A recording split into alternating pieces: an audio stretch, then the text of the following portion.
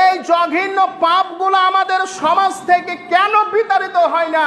তার মূল কারণ হচ্ছে আমাদের মতো টুপি পাঞ্জাবি পরা মৌলভী সাহেব।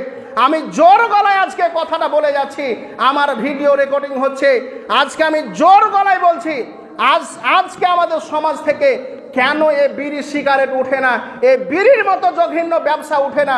তার 1 নম্বর কারণ হচ্ছে আমাদের মতো আলেম সমাজ। এই কথাটা আপনাকে বলছি কেন? আপনাকে আমি বলছি, কোন একজন আলেম, সুবহানাল্লাহ, আল্লাহকে ভয় করার কথা, আলেম মানুষ এসে বলছে, ওই মা বহিনারা তোমরা হপ্তা পেয়েছো নাকি? যদি হপ্তা পাও তো আমাকে তাড়াতাড়ি জানাইবে, আমি তোমাদের এখানে জালসা করতে আসব।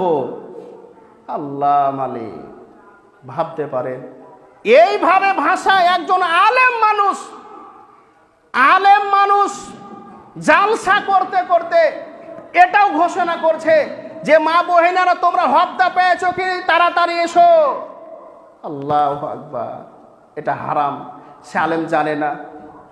বলেন তো, এইভাবে একাধিক আলেম টাকার জন্য আজকে আমাদের সমাজের ঈমান বিক্রি হয়ে যাচ্ছে, আমাদের সমাজের আলেমদের ঈমান বিক্রি হয়ে যাচ্ছে টাকার জন্য। সে জানে না এটা হারাম হালাল কিনা, দান করার ক্ষেত্রে হারাম হালাল খুঁজতে হয়, কিন্তু এসে আমরা বলছি তোমরা হপ্তা পেলে আমাকে তাড়াতাড়ি জানাবে, যদি হপ্তা পাও তোমাদের এখানে জালসা করব, হপ্তা না পেলে টাকা কম উঠবে। আল্লাহ মালিক, এই সমাজ কোনোদিন এই জঘন্য পাপ ছাড়বে? এই সমাজ তো খুঁজে আছে।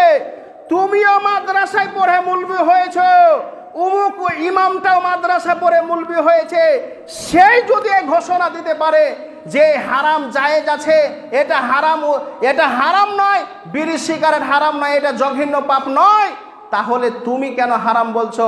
আজকে তো মানুষ এটা তো ধরে আছে, আজকে তো মানুষ আলেমের দিকে তাকিয়ে আছে, একজন হারাম বলছে, একজন এটাকে নিয়ে ফুর্তি উড়াচ্ছে।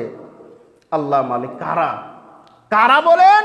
যারা এই মতো আলেম, যারা নামাজ পড়ার আগে গুল ঘুষে নামাজ পড়ে, যারা নামাজ পড়ার আগে গুল ঘুষে উজু করে নামাজ পড়ে, এই আলেম তো ফতোয়া দিবে, কারণ এই আলেম তো বিড়ি সিগারেট খায়, এই আলেম তো মদ খরতে ফতোয়া দিবেই, সে তো পাপের সাথে জড়িত, সে তো ফতোয়া দিবেই। এটা শোনেন, এটা আলেম নয়।